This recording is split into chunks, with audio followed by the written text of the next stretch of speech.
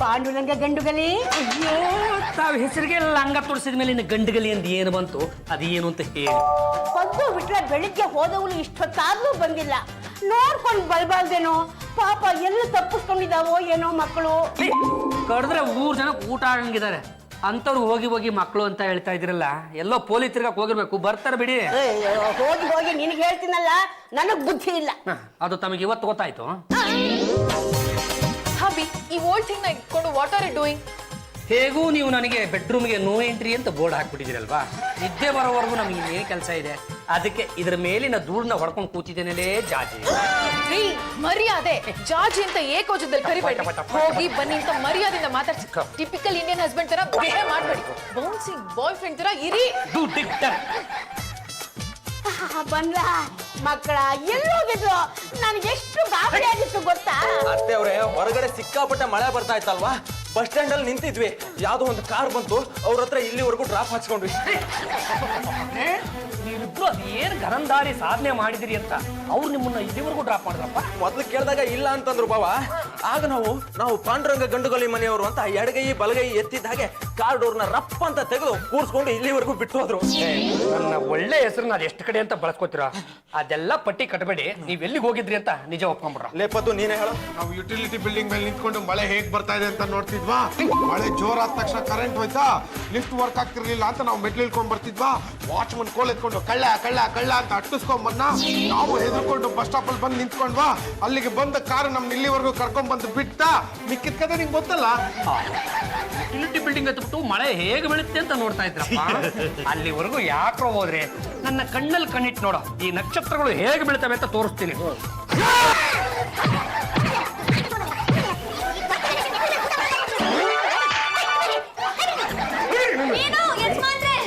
ಜಾಸ್ತಿ ಟೆನ್ಷನ್ ಮಾಡ್ಕೋಬೇಡಿ. ಬಿಪಿ ಜಾಸ್ತಿ ಆದ್ರೆ ಕೊಡೋದಕ್ಕೆ ಬಿಪಿ ಮಾತ್ರ ಇಲ್ಲ. ನೋಡ ಚಂಪ ಇವ್ರನ್ನ. ಪಾಂಡುರಂಗ, ನೀನ್ ಅದೆಷ್ಟು ಬೈತೀಯೋ ಬೈದ್ ಬಿಡು, ಆಮೇಲೆ ಹೊಟ್ಟೆ ತುಂಬಾ ಊಟ ಮಾಡ್ತೀನಿ. ಹಬಿ, ಯಾಕೆ ಇಷ್ಟೊಂದು ಶೌಟ್ ಮಾಡಿದೀರಾ? ನಾನ್ ನಿಮ್ನ ಬೀಟ್ ಮಾಡ್ತಿದ್ದೀನಿ ಅಂತ ಅಕ್ಕಪಕ್ಕದವರು ತಪ್ಪೇಕೊಂಡ್ಬಿಡ್ತಾರೆ. ಒಂದು ಕೆಲಸ ಅಂದ್ರೆ ಗೊತ್ತಿಲ್ಲ, ಕಾರ್ಯ ಅಂದ್ರೆ ಗೊತ್ತಿಲ್ಲ, ಸಂಪಾದನೆ ಅಂದ್ರೆ ಏನು ಅನ್ನೋದು ಮೊದಲೇ ಗೊತ್ತಿಲ್ಲ. ಊಟ ಬೇರೆ ಹಾಕ್ಬೇಕಂತ ಇವ್ರಿಗೆ. ಈ ಕ್ಷಣದಿಂದ ಇವ್ರು ಊಟ ಕೂಡ ಹಾಕ್ಬೇಡಿ. ಹಬಿ, ಸುಮ್ನೆ ಬಯೋದ್ ಬಿಟ್ಟು ನೀವೇ ಯಾಕೆ ಇವ್ರಿಗೊಂದು ಕೆಲಸ ಕೊಡಿಸ್ಬಾರ್ದು? ನಾನು ಇವಕ್ಕೆ ಕೆಲಸ ನೋಡಿ. ಜಾತಿ ಚಂಪಲ್ ತಿಂದಿ ಅವ್ರೆ, ಬೀದಿಲಿ ಹೋಗೋ ದಾಸನಿಗೆ ಈ ಗೊಂಬೆ ತಗೊಂಡು ಕೊಟ್ಬಿಟ್ರೆ ದೇವ್ರು ಅಂತ ತಲೆ ಮೇಲೆ ಇಟ್ಕೊಂಡು ಸಂಪಾದನೆ ಮಾಡ್ಕೊಂಡ್ಬಿಡ್ತಾನೆ. ಆ ಯೋಗ್ಯತೆ ನೀವು ಎರಡಕ್ಕೆ ಇಲ್ಲ. ಬಿಟ್ಲಾ ಸುಮ್ನೆ ನಿಂತಿದ್ಯಲ್ಲ, ಏನಾದ್ರು ಮಾಡ. ಏನ್ ಮಾಡ್ಲಾ? ಗಂಟೆ ಆಡ್ಸೋ, ಯಾರು ಬರ್ಬೋದು.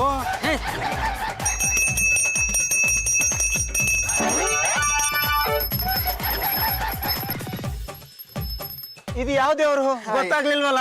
ಇದು ಹೊಸ ದೇವ್ರು, ಗಾಡ್ ಧಮಾಕ ಅಂತ. ಹೊಸ ದೇವ್ರ ನಾನ್ ನೋಡಿರ್ಲಿಲ್ವಲ್ಲ, ಅದಕ್ಕೆ ತಾನೇ ತೋರಿಸ್ತಾ ಇರೋದು. ನಮ್ಮ ದೇಶದಲ್ಲಿ ಹೊಸ ಹೊಸ ಮಾಲ್ಗಳು ಹುಟ್ಕೊಂಡಾಗೆ ಈ ಹೊಸ ಹೊಸ ದೇವ್ರುಗಳು ಹುಟ್ಕೋತಾನೆ ಇರ್ತವೆ. ಹಳೆ ದೇವರಿಗೆ ಡಿಮಾಂಡ್ ಕಡಿಮೆ ಆಗ್ತಿದ್ದಾಗೆ ಹೊಸ ದೇವ್ರುಗಳು ಹುಟ್ಕೊಬಿಡ್ತಾವೆ. ನಿಮ್ ಮಾತ್ ನಿಜ ಸ್ವಾಮಿ. ಈಗಿರೋ ಎಷ್ಟೋ ದೇವ್ರುಗಳು 50 ವರ್ಷಗಳ ಹಿಂದೆ ಹುಟ್ಟೇ ಇರ್ಲಿಲ್ಲ. 10 ವರ್ಷಕ್ಕೊಂದ್ಸಲ ಹೊಸ ದೇವರು ಹುಟ್ಟತಾನೆ ಇರ್ತವೆ. ಹೌದೌದು, ಇದು 21ನೇ ಶತಮಾನದ ತಾಜಾ ದೇವರು.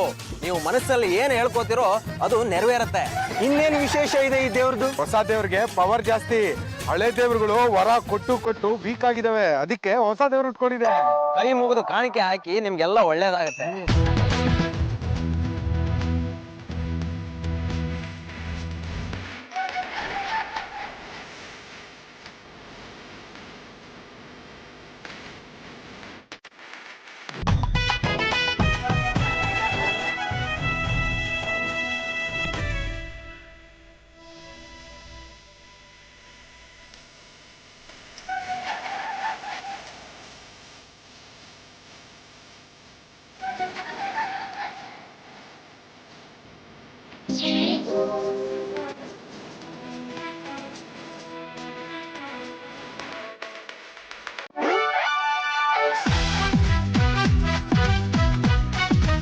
ಪದ್ದು, ಚಿಲ್ಲರೆಗಳು ಎಷ್ಟಿದೆಯೋ? 30 ರೂಪಾಯಿ ಇದೆ. ನೋಟುಗಳು 170 ರೂಪಾಯಿ ಇದೆ. ಅಂದ್ಮೇಲೆ 200 ರೂಪಾಯಿ ಕಲೆಕ್ಷನ್ ಆಗಿದೆ. 1 ಅವರ್ಗೆ 200 ರೂಪಾಯಿ ಕಲೆಕ್ಟ್ ಆಯ್ತು ಅಂದ್ರೆ ಒಂದ್ ದಿವಸಕ್ಕೆ 1000 ರೂಪಾಯಿ ಕಲೆಕ್ಟ್ ಆಗೋದು ಗ್ಯಾರಂಟಿ. ನಾಳೆಯಿಂದ ಇನ್ನೂ 4 ಬೀದಿ ಸುತ್ತಿದ್ರೆ 500ರಿಂದ 1000 ರೂಪಾಯಿ ದುಡಿಬಹುದು. ಕುಲಪತಿ ಉಪಕುಲಪತಿ, ಏನ್ ಇಷ್ಟೊಂದು ದುಡ್ಡು ನೆನೆಸ್ತಾ ಇದ್ರಲ್ಲ, ಎಲ್ಲಿಂದ ಕರ್ಕೊಂಡ್ಬಂದ್ರಪ್ಪ? ಬಾವ, ಇದು ಕದ್ದು ದುಡ್ಡಲ್ಲ, ಸಂಪಾದನೆ ಮಾಡ್ಕೊಂಡ್ ಬಂದಿರೋ ದುಡ್ಡು. ಕಂಡ್ರಲ್ಲ, ನಿಮ್ಮಂತ ದಂಡಪಿಂಡಗಳಿಗೆ ಕೆಲಸನ ಕೊಟ್ಟು ಮೇಲೆ ಸಂಬಳನ ಕೊಟ್ಟಂತ ಎತ್ತಲೆ ಕೈ ಪುಣ್ಯಾತ್ಮ ಯಾವನು? ನಾವು ಸೆಲ್ಫ್ ಎಂಪ್ಲಾಯ್ಡ್, ಇದು ನಾವೇ ದುಡ್ದಿದ್ದು. ಅದೇ ಯಾವ ಮಾರ್ಗದಿಂದ ದುಡಿದ್ರಿ ಅನ್ನೋದು ನನ್ನ ಚಿಕ್ಕ ಪ್ರಶ್ನೆನಪ್ಪ. ನೀವೇ ಹೇಳಿದ್ರಲ್ಲ ಬಾವ, ವಿಗ್ರಹನ ತಲೆ ಮೇಲೆ ಹೊತ್ಕೊಂಡು ರೋಡ್ ಹೋಗಿ ಜನ ದುಡ್ಡು ಹಾಕ್ತಾರೆ ಅಂತ, ಹಾಗೆ ದುಡ್ದಿದ್ದು. 1 ಗಂಟೆಗೆ 200 ರೂಪಾಯಿ ಕಲೆಕ್ಟ್ ಆಯ್ತು. ನಾಳೆ 1000 ರೂಪಾಯಿ ಕಲೆಕ್ಟ್ ಮಾಡ್ಕೊಂಡ್ ಬರ್ತೀವಿ. ಲೇ ಅಜ್ಞಾನಿಗಳ, ಅದು ದೇವ್ರಲ್ಲ ಕಣ್ರು, ಯಾವುದೋ ಹಳೆ ಆಂಟಿಕ್ ಪೀಸು ಕಣ್ರು. ನೋಡಿ ಬಾವ, ಅದು ಹೊಸ ದೇವ್ರು ಅಂತ ಜನರನ್ನ ನಂಬಿಸಿದೀವಿ. ಈ ಹೊಸ ದೇವ್ರು ಹೊಸ ನಟ ನಟಿಯರಿಗಿರೋ ಡಿಮ್ಯಾಂಡು ಹಳಬರಿಗಿರಲ್ಲ ರೀ. ತಪ್ಪು ಮಾಡ್ತಾ ಇದ್ದೀರಿ ಕಣ್ರು, ನೀವಿಬ್ರು ತಪ್ಪು ಮಾಡ್ತಾ ಇದೀರಾ. ನೀವು ಮಾಡೋ ಕೆಲಸದಿಂದ ನನ್ನ ಮಾನ ಹೋಗ್ಬಿಡ್ತಪ್ಪ. ಇಲ್ದೇ ಇರೋ ಮನ ಹೇಗಪ್ಪ ಹೋಗುತ್ತೆ? ಪದ್ದು ವಿಟ್ಲ, ನೀವ್ ಯಾರಿಗೂ ಈಲ್ಡ್ ಆಗದೆ ನಿಮ್ಮ ಕೆಲಸನ ನೀವೇ ಹುಡ್ಕೊಂಡಿದ್ರ, ರಿಯಲಿ ಗ್ರೇಟ್. ಅದಕ್ಕೆ ನೀವು ನಮ್ಮನ್ನು ಹೊಗಳಿದ್ದಕ್ಕೆ ತಗೊಳ್ಳಿ 50 ರೂಪಾಯಿ. ನಿಮ್ಮ ಹಣೆ ಮೇಲಿರೋ ಕಪ್ಪು ಚುಕ್ಕಿ ಕಾಣಿಸ್ತಾ ಇಲ್ಲ, ದುಡ್ಡು ಕೊಟ್ಟಿದ್ದೀನಲ್ಲ, ದೊಡ್ಡ ಸ್ಟಿಕ್ಕರೇ ತಗೊಂಡ್ಬಿಡಿ. Abhi, shame on you. ಅಯ್ಯೋ ಶಿವನ, ದುಡ್ಡು ಕೊಟ್ಟ ನಾವು ಸ್ಟಿಕ್ಕರ್ ಇಕ್ಕಳರ್ ನೀವು, ನನಗೆ ಯಾಕ್ರಿ ಶೇಮ್ ಆಗ್ಬೇಕು? ಬಾವ, ಅವ್ರು ನಿಮ್ಮ ಹೆಂಡತಿ, ನೀವು ಮಾಡಬೇಕಾದ ಕರ್ತವ್ಯ ನಾನು ನಿಭಾಯಿಸೋ ಹಾಗ ಆಗೋಯ್ತಲ್ರಿ. ಏನು ಅಳಿಯಂದಿಲೆ, ಎಲ್ಲರಿಗೂ ದುಡ್ಡು ಕೊಡ್ತಾ ಇದ್ದಿಲ್ಲ? ದುಡಿಬೇಕು, ದಾನ ಮಾಡ್ಬೇಕು ಅನ್ನೋದು ನಮ್ ಪಾಲಿಸಿ. ಇನ್ನು ಕೆಲವರು ದುಡಿತಾರೆ, ಸತ್ತಾಗ ಎದೆ ಮೇಲೆ ಹಾಕೊಳಕ್ಕೆ. ತಗೊಳ್ಳಿ 50 ರೂಪಾಯಿ. ಯಾಕೋ? ನಿಮ್ ಯಜಮಾನ್ರ ಫೋಟೋಕ್ಕೆ ಫುಟ್ ಲೈಟ್ ಹಾಕ್ಸ್ಕೊಳ್ಳಿ. ನೋಡ್ದೇನು, ಅವನಿಗೆಲ್ಲ ಬುದ್ಧಿ ನಿನಗೆಲ್ವಲ್ಲ? ಮಾತ್ರೋಸಿ ರಂಗಮ್ಮನವರೇ, ಆ ದುಡ್ಡು ಯಾವ ಮಾರ್ಗದಿಂದ ಬಂತು ಅಂತ ನಿಮ್ಗೆ ಏನಾದ್ರೂ ಅಪ್ಪಿತಪ್ಪಿ ಗೊತ್ತಾಗ್ಬಿಡ್ತು ಅಂದ್ರೆ ನೀವೇ ಅವರಿಬ್ರು ಮಕ್ ಉಗಿದು ಬಿಡ್ತೀರಾ.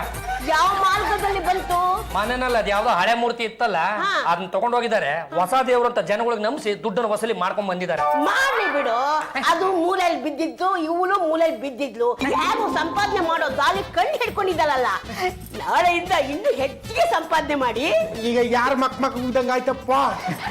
ದಂಡಪೆಟ್ಟಿಗಳ, ನನ್ಗೆ ಅದೆಲ್ಲ ಗೊತ್ತಿಲ್ಲ ಕಣ್ರ. ಮೊದಲು ನನ್ನ ಮೂರ್ತಿ ನನ್ಗೆ ವಾಪಸ್ ಕೊಟ್ಬಿಡ್ರ. ಬಾವ, ನೀವ್ ಹೀಗ್ ಕೇಳ್ತೀರಾ ಅಂತ ನಮಗ್ ಮುಂಚೆನೆ ಗೊತ್ತಿತ್ತು. ಅದಕ್ಕೆ ಆ ಹೊಸ ದೇವ್ರನ್ನ ಭದ್ರವಾಗಿ ಬಚ್ಚಿಟ್ಟಿದೀವಿ. ಹೊಸ ದೇವ್ರು ಗಾಢ ಧಮಾಕ, ನೀವೇನೇ ಕೇಳಿದ್ರು ಕೊಡುತ್ತೆ. ಬಂದು ನಿಮ್ಮ ಆಸೆಗಳನ್ನ ಹೇಳ್ಕೊಳ್ಳಿ. ಮನೆ ಬೇಕಾ, ಮದುವೆ ಬೇಕಾ, ಲವ್ ಬೇಕಾ, ಆರೋಗ್ಯ ಬೇಕಾ, ಕೆಲಸ ಬೇಕಾ, ವೀಸಾ ಬೇಕಾ, ಏನೇ ಬೇಕಾದ್ರೂ ಬಂದು ಕೇಳಿ, ನಮ್ಮ ದೇವರು ನೆರವೇರಿಸುತ್ತೆ. ಬನ್ನಿ ಭಕ್ತಾದಿಗಳೇ, ಬನ್ನಿ, ಮುನ್ನುಗ್ಗಿ ಬನ್ನಿ. ವಿಟ್ಲ, ಕತ್ತು ತುಂಬಾ ನೋವ್ತಾ ಇದೆ, ನೀನೊಂದ್ ಸ್ವಲ್ಪ ಹೊತ್ತು ಹೊತ್ಕೊಳ. ಸುಮ್ಮನೆ ದೇವ್ರ ತರ ನಿಂತ್ಕೊಳ್ಳೋ. ವಿಟ್ಲ, ಕಾಣಿಕೆ 1 ರೂಪಾಯಿ ಹಾಕಿದ್ರೆ ನಮ್ ದೇವ್ರಿಗೆ ಬೇಜಾರಾಗುತ್ತೆ ಅಂತ ಹೇಳಿ ಮಿನಿಮಮ್ 10 ರೂಪಾಯಿ ಮಾಡ್ಬಿಡು. ಒಳ್ಳೆ ಐಡಿಯಾ ಕಣ. ಭಕ್ತಾದಿಗಳು ಕೈ ಮುಗಿರಿ. ನೋಡಿಮ್ಮ, 10 ರೂಪಾಯಿಂದ 100 ರೂಪಾಯಿವರೆಗೂ ಕಾಣಿಕೆ ಹಾಕಬಹುದು. 10 ರೂಪಾಯಿಗಿಂತ ಕಡಿಮೆ ಕಾಣಿಕೆ ಹಾಕಿದ್ರೆ ನಮ್ಮ ಈ ದೇವರು ಮುಟ್ಟಲ್ಲ. 10 ರೂಪಾಯಿ ಹಾಕಿದವರಿಗೆ 100 ರೂಪಾಯಿ, 100 ರೂಪಾಯಿ ಹಾಕಿದವರಿಗೆ 1000 ರೂಪಾಯಿ, 1000 ರೂಪಾಯಿ ಹಾಕಿದವರಿಗೆ 1,00,000 ರೂಪಾಯಿ, 1,00,000 ರೂಪಾಯಿ ಕಾಣಿಕೆ ಹಾಕಿದವರಿಗೆ ಕೋಟಿ ಕೋಟಿ ಬರುತ್ತೆ. ನೋಡಿಮ್ಮ, ನಿಮ್ಮ ಮನಸ್ಸಿನ ಆಸೆ ನೆರವೇರುತ್ತೆ. ನಿಮಗೆ ಆದಷ್ಟು ಬೇಗ ಒಂದು ಮಗು ಹುಟ್ಟತ್ತೆ. ಇಷ್ಟು ಬೇಗ ಐ ಡೋಂಟ್ ವಾಂಟ್ ಬೇಬಿ. ನೋಡಿ, ನಿಮಗೆ ಮಗು ಬೇಡ ಅಂದ್ರೆ 500 ರೂಪಾಯಿ ದಕ್ಷಿಣೆ ಹಾಕಿ ನಿಮಗೆ ಆ ಹುಟ್ಟೋ ಮಗುನ ಕ್ಯಾನ್ಸಲ್ ಮಾಡಿಸ್ತೀವಿ. ನೋಡಿ, ಈಗ ನಿಮಗೆ ಆ ಹುಟ್ಟೋ ಮಗು ಕ್ಯಾನ್ಸಲ್ ಆಗಿದೆ.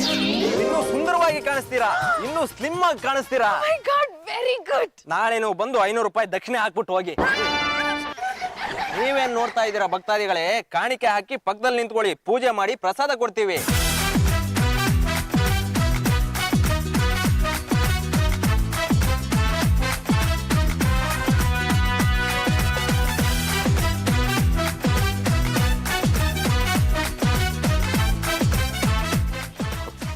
ಏನು ಯಜಮಾನ್ರಿ, ಅಲ್ಲಿ ನೋಡಿ.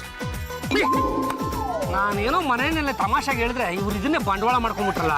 ಅಲ್ಲ ಯಜಮಾನ್ರಿ, ರಸ್ತೆನಲ್ಲಿ ನಿಮ್ಮ ಹೆಸರು ಹೇಳ್ಕೊಂಡು ಭಿಕ್ಷೆ ಬೇಡಿದ್ರೆ ಏನ್ ಚೆನ್ನಾಗಿರುತ್ತೆ ಹೇಳಿ? ಇದಕ್ಕೆಲ್ಲ ನಾನು ಅವಕಾಶ ಮಾಡ್ಕೊಡಲ್ಲ, ಬಂದೇ ಇರು. ಒಂದ್ ನಿಮಿಷ ಇರಿ, ನಂಗೆ 10 ರೂಪಾಯಿ ಕೊಡಿ, ನಾನು ಹೋಗಿ ಕಾಣಿಕೆ ಹಾಕ್ಬಿಟ್ಟು ಬರ್ತೀನಿ, ಆಮೇಲೆ ನೀವು ಹೋಗಿ ದಬಾಯಿಸಿ. ನನ್ ಕಾಣಿಕೆ 10 ರೂಪಾಯಿ. ನೋಡಮ್ಮ, ನಿನಗೆ ಒಳ್ಳೆ ಗಂಡ ಸಿಗಲಿ, ನಿನ್ನ ಮನೆಯಲ್ಲಿರುವವನೇ ಸಿಗಲಿ, ಪಾ ಅಕ್ಷರದಿಂದ ಶುರುವಾಗ ಗಂಡನೇ ಸಿಗಲಿ. ಏನು ಯಜಮಾನ್ರಿ, ಇನ್ನೊಂದ್ 10 ರೂಪಾಯಿ ಕೊಡಿ. ಯಾಕೆ? ಗಂಡಿನ ಹೆಸರು ತಿಳ್ಕೊಂಡ್ ಬರಕ್ಕೆ.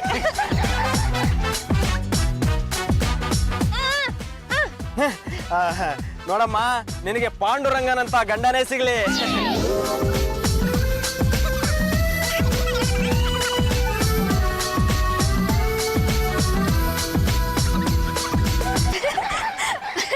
ಏನು ಯಜಮಾನ್ರಿ, ಅವ್ರು ಏನ್ ಹೇಳಿದ್ರು ಗೊತ್ತಾ? ನಾನು ಕೇಳಿಸ್ಕೊಂಡೆ, ನೀವು ಸುಮ್ಮನೆ ಇರು. ಏ ಚಂಡ ಪಿಂಡಗಳ ಯಾರಪ್ಪ ನೀನು ಬಾಲಕ? ಬಾಯಿ ಮುಚ್ಚಲೆ ಅಲ್ಲ ಕಣ್ರೆ ಮನೆಯಲ್ಲಿರೋ ಆಂಟಿಕ್ ಪೀಸ್ ನ ತಗೊಂಡು ಬಂದು ಜನಗಳಿಗೆಲ್ಲ ದೇವ್ರು ಅಂತ ನಂಬಿಸಿ ದುಡ್ಡನ್ನ ವಸೂಲಿ ಮಾಡ್ತಾ ಇದ್ರಲ್ಲ, ಈ ತರ ದುಡ್ಡು ವಸೂಲಿ ಮಾಡೋದಕ್ಕೆ ನಾನು ಯಾವುದೇ ಕಾರಣಕ್ಕೂ ಬಿಡಲ್ಲ ಕಣ್ರ. ನೀವಿಬ್ಬರು ಮನುಷ್ಯ ಜೀವಿಗಳಾಗಿ ಹುಟ್ಟಿದ್ರಿ ಕಣ್ರ, ಸ್ವಲ್ಪ ನ್ಯಾಯ ನಿಯತ್ತು ಧರ್ಮ ಕರ್ಮ ಅನ್ನೋದು ಇರಬೇಕು. ಲೇ ಬಿಟ್ಲ, ಇವ್ನು ಹೀಗೆ ಬಿಟ್ರೆ ಕೆಲಸ ಹಾಳು ಮಾಡ್ಬಿಡ್ತಾನೆ. ಇವನು ನಾಸ್ತಿಕ ಅಂತ ಪಟ್ಟಿ ಕಟ್ಟು. ಈಗ ಏನಾದ್ರೂ ಈ ಮೂರ್ತಿನ ನನ್ನ ಕೈ ಕೊಡ್ಲಿಲ್ಲ ಅಂದ್ರೆ ನಾನು ನಿಮ್ಮಿಬ್ರಿಗೂ ಚಟ್ಟ ಕಟ್ಬಿಡ್ತೀನಿ. ನೋಡಿ ಭಕ್ತಾದಿಗಳೇ, ಇವನು ನಮ್ ದೇವ್ರನ್ನ ನಂಬ್ತಾ ಇಲ್ಲ. ಇವನೊಬ್ಬ ದೊಡ್ಡ ನಾಸ್ತಿಕ. ಯಾವತ್ತೂ ಇವನು ದೇವ್ರನ್ನ ನಂಬದವನೇ ಅಲ್ಲ. ದೇವಸ್ಥಾನ ನೋಡಿದ ತಕ್ಷಣ ಕಲ್ಲಲ್ಲಿ ಹೊಡಿತಾನೆ. ಈಗ ನೀವೇ ಹೇಳಿ, ಇಂಥ ಮನುಷ್ಯನನ್ನ ನಾವು ಸುಮ್ಮನೆ ಬಿಡಬೇಕಾ? ದೇವರೇ ಇಲ್ಲ ಅಂತ ಹೇಳೋ ಈ ಮನುಷ್ಯನಿಗೆ ವಧೆಗಳು ಬೀಳಲೇಬೇಕು. ಭಕ್ತಾದಿಗಳೇ, ಮುನ್ನುಗ್ಗಿ ಬನ್ನಿ, ಎಕ್ಕಾಚಿಕ್ಕಿ ಹೊಡೆಯಿರಿ, ದೇವರ ಅನುಗ್ರಹ ಪಡೆಯಿರಿ.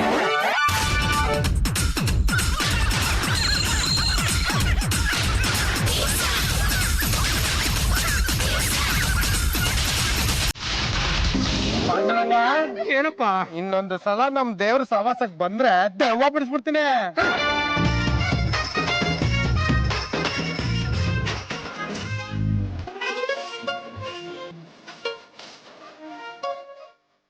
ಹೊಸ ದೇವ್ರಂದ್ರೆ ಇದೇನಾ? ಹೌದು ಸಾರ್, ಹೊಸ ದೇವ್ರಂದ್ರೆ ಇದೆ. ನೀವೆಷ್ಟು ಕಾಣಿಕೆ ಹಾಕ್ತಿರೋ ಅದ್ರ 10ರಷ್ಟು ಫಲ ಕೊಡುತ್ತೆ. ನೋಡಿ, ಮೊನ್ನೆ ಯಾರೋ 1000 ರೂಪಾಯಿ ಕಾಣಿಕೆ ಹಾಕಿದ್ರು, ಅವರಿಗೆ 1 ಲಕ್ಷ ರೂಪಾಯಿ ಲಾಭ ಆಗಿದೆ. ಅದು ಗೊತ್ತಾಗಿ ನಾನು ಇಲ್ಲಿಗೆ ಬಂದಿದ್ದು. ಅಂದಾಗೆ ನೀವ್ ಯಾರು ಅಂತ ಗೊತ್ತಾಗ್ಲಿಲ್ವಲ್ಲ? ನನ್ನ ಹೆಸರು ಸಾವುಕಾರ್ ಧನಪಾಲ್ ಅಂತ. ಈ ಊರಲ್ಲಿರೋ 10 ಜನ ಶ್ರೀಮಂತರಲ್ಲಿ ನಾನು ಒಬ್ಬ. ನೋಡಿ, ನಿಮ್ಮಂತ ಸಾಹುಕಾರರು ನಮ್ಮ ಹೊಸ ದೇವರ ದರ್ಶನಕ್ಕೆ ಬಂದಿದ್ದು ನಮ್ಮ ಪೂರ್ವ ಜನ್ಮದ ಸುಕೃತ. ಏನ್ ಸುಕೃತನೋ ಏನೋ, ಇರೋ ದುಡ್ಡೆಲ್ಲ ಕುದುರೆ ಬಾಲ್ ಕಟ್ಟಿ ಕಟ್ಟಿ ಸುಸ್ತಾಗಿ ಹೋಗಿದ್ದೀನಿ. ಒಂದು ದಿನಾನೂ ಗೆಲ್ಲಿಲ್ಲ. ನೋಡಿ, ನೀವೀಗ ನಮ್ಮ ದೇವರ ದರ್ಶನ ಪಡೆದಿದ್ದೀರಾ ತಾನೆ, ಇನ್ಮೇಲೆ ನಿಮಗೆ ಲಾಭ ಆಗೇ ಆಗತ್ತೆ. ಅದಕ್ಕೆ ಇರೋ ಆಸ್ತಿಯಲ್ಲಿ ಅಡ ಇಟ್ಟು ದುಡ್ಡನ್ನೆಲ್ಲ ಕುದುರೆ ಬಾಲ್ ಕಟ್ಟು ಬಿಡ್ತೀನಿ.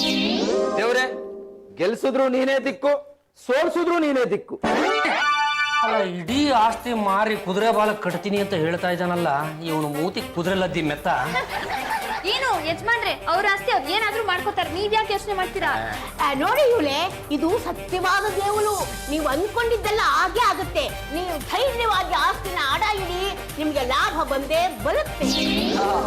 ನೋಡಿ, ಅದಕ್ಕೆ ನಾನು ಆಸ್ತಿಯಲ್ಲಿ ಅಡ ಇಟ್ಟು ದುಡ್ಡೆಲ್ಲ ಈ ಸರಿ ಕುದುರೆ ರೇಸ್ ಕಟ್ಬಿಡ್ತೀನಿ.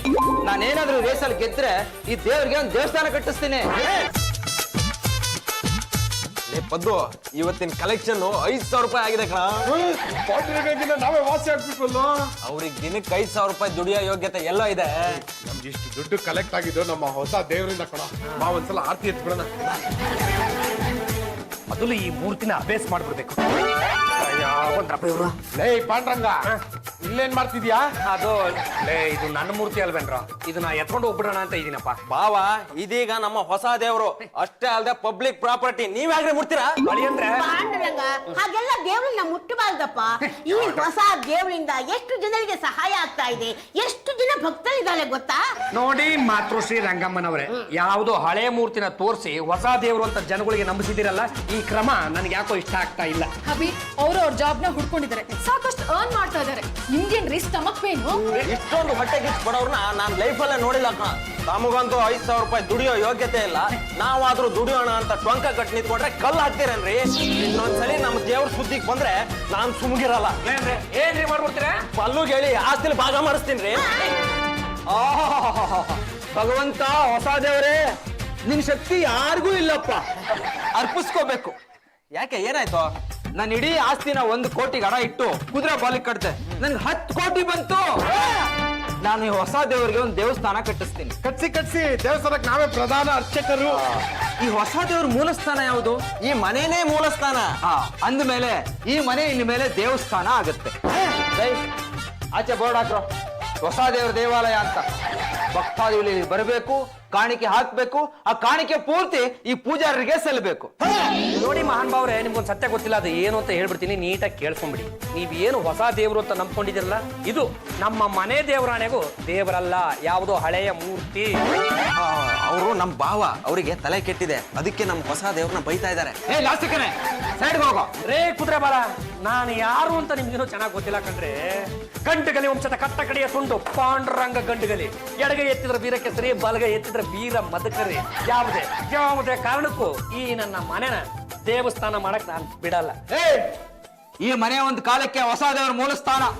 ಮುದ್ವಾಗಿ ಇಲಾಖೆ ಕಂಪ್ಲೇಂಟ್ ಕೊಟ್ರೆ ನಿನ್ನ ಹೆಣದು ಹೊರಡಾಕ್ಬಿಡ್ತಾರೆ. ಗೆಟ್ ಔಟ್ ಆಯ್ತಾ? ಏನು ಯಜಮಾನ್ರೆ ಮೆತ್ತಗಿದ್ದೇಳಿ. ಈ ಜಗಳದಿಂದಾಗಿ ನಮ್ಮ ಹೊಸ ದೇವರಿಗೆ ಸಿಕ್ಕಾಪಟ್ಟೆ ಬೇಜಾರಾಗಿದೆ. ಶಾಂತಿ ಮಾಡ್ಲೇಬೇಕು.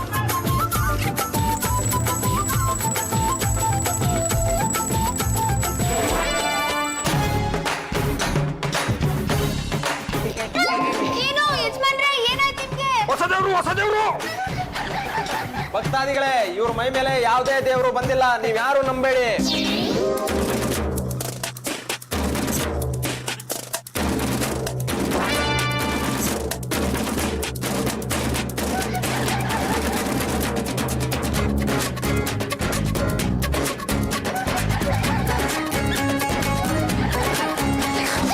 ಈಗಲಾದ್ರೂ ನಂಬಿಕೆ ಬಂತಾ?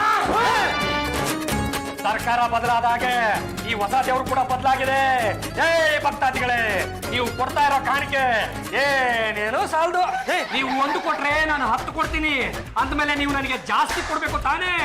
ನಾಳೆಯಿಂದ ಯಾವುದೇ ಭಕ್ತ 1 ಲಕ್ಷಕ್ಕಿಂತ ಕಡಿಮೆ ಕೊಡೋ ಹಾಗಿಲ್ಲ. ಕಡಿಮೆ ಕಾಣಿಕೆ ಕೊಟ್ರೆ ಏನಾಗುತ್ತೆ ಸ್ವಾಮಿ? ಅವ್ರವ್ರ ಬಚ್ಚಲ ಮನೆಯಲ್ಲಿ ರಕ್ತ ಕಾಕೊಂಡ್ ಸಾಯ್ತಾರೆ. ಸಾಯ್ತಾರೆ. ಬಚ್ಚಲ ಮನೆಯಲ್ಲೇ ಯಾಕೆ ಸಾಯ್ತಾರೆ? ಕಕ್ಕಿದ ರಕ್ತ ಮೋರಿ ಸೇರಿ ಕೀಟಗಳಿಗೆ ಊಟ ಆಗ್ಲಿ ಅಂತ. ಬರ್ತಾ ಬರ್ತಾ ಈ ಹೊಸ ದೇವರು ತುಂಬಾ ದುಬಾರಿ ಆಗೋಯ್ತಪ್ಪ. ಹಾಗಂತ ನೀವು ವಾಪಸ್ ಹೋಗ್ಬೇಡಿ ಭಕ್ತಾದಿಗಳೇ. ನೀವು 10 ರೂಪಾಯಿ ಕೊಟ್ರು ನಮ್ಮ ಹೊಸ ದೇವರು ಅದನ್ನ ತಗೋತಾರೆ. ತಗೊಳ್ಳಲ್ಲ ಅಂತ ಹೇಳಿಲ್ವೇನೋ ಪಾರ್ಕೋ. ಏ ತಟ್ಭಕ್ತ, ಈಗ ನಾನು ಹೇಗಿದ್ದೀನೋ ಹಾಗೆ ಬಿಟ್ಬಿಡಿ. ಯಾರು ನನಗೆ ದೇವಸ್ಥಾನ ಕಟ್ತಾರೋ ಅವ್ರಿಗೆ ನಾನು ಮಾರನೇ ದಿನನೇ ಸಮಾಧಿ ಕಟ್ಬಿಡ್ತೀನಿ.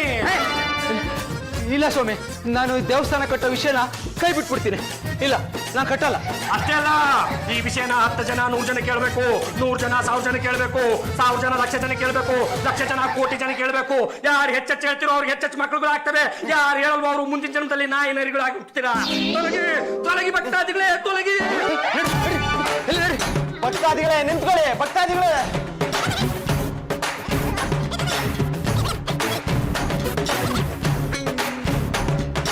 ಏನಾಯ್ತು ಪೂಜಾರಿಗಳೇ? ಯಾವನಲ್ಲೇ ಪೂಜಾರಿ?